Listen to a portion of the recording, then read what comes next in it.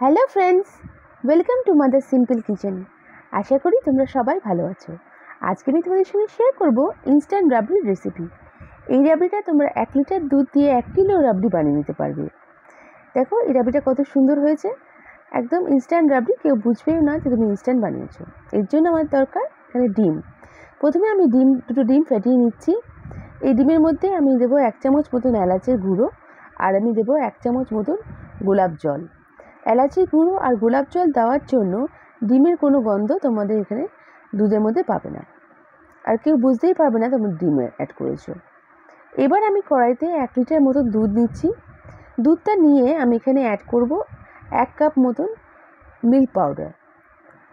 Milk পাউডারটা দুধটা যখন গরম হবে তার আগেই অ্যাড করবে, নাহলে এখানে লাম্পস হয়ে যেতে পারে। ভালো করে আমরা নাড়িয়ে নেব দুধটাকে।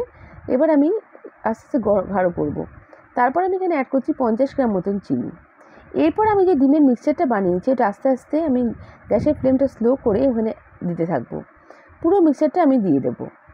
তারপর আমি এখানে অ্যাড করব ব্রেড। এখানে আমি 3টে মতন ব্রেড নিয়েছি, আমি মিক্সিতে গ্রাইন্ড করে দিচ্ছি। তোমরা যারা এই রেসিপিটাতে ডিমটা অ্যাভয়েড করতে চাও তারা এখানে 5টা ব্রেড নেবে আর 2 কাপ মতন মিল্ক পাউডার অ্যাড করবে। তাহলে আমার ডিমটা তোমার দেওয়ার দরকার নেই এবং একই স্বাদটা তোমরা পাবে। দেখো আমি ব্রেডটা দিয়ে সবসময় কন্টিনিউয়াস নাড়তে হবে, নাহলে এটা লেগে যেতে পারে। আর সাইডটাকে ভালো করে তোমরা চেঁচে নেবে, যদি যে রাবড়িটা যে জমছে সেটা ভালো করে যাতে হয়ে যায়। দেখো আমার কন্টিনিউয়াস এটা করতে হবে। আর এরপর আমি এখানে অ্যাড করবো 1 চামচ মতন এলাচের গুঁড়ো। বন্ধুরা, আমার রেসিপিটা যদি ভালো লাগে আমাকে লাইক অবশ্যই করো, আর নতুন বন্ধুরা সাবস্ক্রাইব করে আমার পাশে থেকো। তোমাদের এক একটা লাইক কমেন্ট আমাকে মোটিভেট করে নতুন নতুন রেসিপি নিয়ে আসার জন্য। এবার নেক্সট স্টেজে আমি চিনিটাকে 4 চামচ চিনি দিয়ে এটা ক্যারামেল করে নেব। হালকা যখন রং ধরবে তখন ভালো করে নাড়তে হবে, নেড়ে নেড়ে হালকা লাল করব, বেশি পোড়াবে না, তাহলে রাবড়ির টেস্টটা একদম পুড়ে যাবে, তেতো হয়ে যাবে।